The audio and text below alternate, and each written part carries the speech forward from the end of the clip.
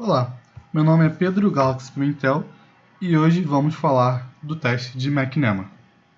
O teste de McNemar é um teste não paramétrico, ou seja, ele não segue as mesmas regras de um teste paramétrico. Mas ele é útil para testes de hipóteses e análise de amostras grandes, que não se qualificam como dados paramétricos. E ainda pode ser utilizado em análise de amostras muito pequenas, e tem seus dados que não seguem uma normalidade. Isso faz com que ele não seja tão confiável, tão fidedigno quanto um teste paramétrico, não tendo uma distribuição normal ou homogeneidade de seus dados, por exemplo. Agora vamos ver quando utilizar o teste de McNemar. O teste de McNemar ele pode ser utilizado quando temos um nível de mensuração ou amostras nominais, e elas são duas amostras que são relacionadas. Esse teste de McNemar tem como características em que cada indivíduo da amostra possui duas respostas, uma dada antes e outra dada depois de um tratamento ser realizado com esses indivíduos dentro da amostra. Ou ainda, cada indivíduo recebe um par de outro grupo que seja parecido com ele em relação às variáveis de interesse. E o teste de McNemar tem como objetivo justamente analisar essa mudança de resposta em relação ao tratamento realizado na amostra, e ver se essa mudança de resposta é significativa ou não. Assim, as hipóteses do teste de McNemar se configuram como a hipótese nula quando não há diferença nas amostras em relação ao atributo observado, sendo então as mudanças das respostas mínimas e desconsideradas. E a hipótese de que houve diferença em relação ao atributo observado nas amostras. Portanto, a mudança de resposta das amostras é significativa e deve ser considerada. Para realizar o teste, é necessário fazer uma tabela 2x2, conforme vemos na figura, registrando a primeira e a segunda respostas dos mesmos indivíduos de acordo com a tabela. Temos então o antes e o depois, e a resposta geralmente ela é positiva ou negativa, conforme vemos nessa tabela. O elemento A, por exemplo, ele mudou de resposta, em que antes ele respondia algo positivo e passou a responder algo negativo, sendo considerado um insucesso. O elemento B e o elemento C mantiveram as suas respostas, seja ela positiva ou negativa em relação ao tratamento, ou seja, o tratamento realizado não alterou as suas respostas.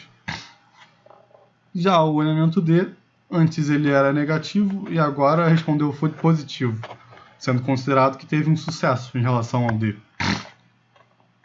Isso quer dizer que houve uma mudança em sua resposta, ou seja, o tratamento ele teve um impacto. Para o teste de McNemar, vamos considerar apenas os elementos A e D, desconsiderando completamente qualquer que seja o valor de C e B nesta tabela. Bom, como falado anteriormente, desejamos verificar se houve mudanças nas amostras em relação ao tratamento. Então, analisamos apenas as frequências de A e D, tendo um total da amostra, então, A mais D. E a expectativa da hipótese nula é de que A mais D sobre 2, ou seja, a metade da amostra total, tenha modificações em um sentido e outra metade em outro sentido. O teste de McNemar se baseia na estatística Q², com os dados A e D. Então, temos a estatística Q², OI e EI. Estamos então substituindo os OI e EI por A e D, em que A e D é o número de amostras observadas, e A mais D sobre 2, conforme visto anteriormente, é o número esperado pela hipótese nula. Aplicando então na fórmula Q², temos então o valor amostrado, em que, simplificado, chegamos a menos d elevado ao quadrado e a sobre a mais d. Porém, como estamos utilizando uma distribuição contínua, o que quadrado, para aproximar uma distribuição discreta, utilizamos então a correção de continuidade de Yates, com uma tentativa de diminuir esse erro. Assim, a expressão anterior fica conforme a seguinte. Como exemplo, temos aqui um exercício. Considere que a eficácia de um tratamento de uma doença foi testada, analisando uma amostra de 40 pacientes infectados, antes e depois de um tratamento. Considere que 18 desses pacientes estavam bem e depois do tratamento pioraram, ou seja, ficaram mal. 7 pacientes estavam mal e continuaram mal, mesmo com o tratamento. 9 pacientes estavam bem e continuaram bem com o tratamento. E 6 estavam mal e ficaram bem com a realização do tratamento. Considere ainda que o nível de significância seja de 5%, com um grau de liberdade 1. Vamos ver então se o tratamento teve uma eficácia ou não, se teve algum impacto nessa amostra de pacientes ou se o tratamento foi igual a nada, foi simplesmente inútil.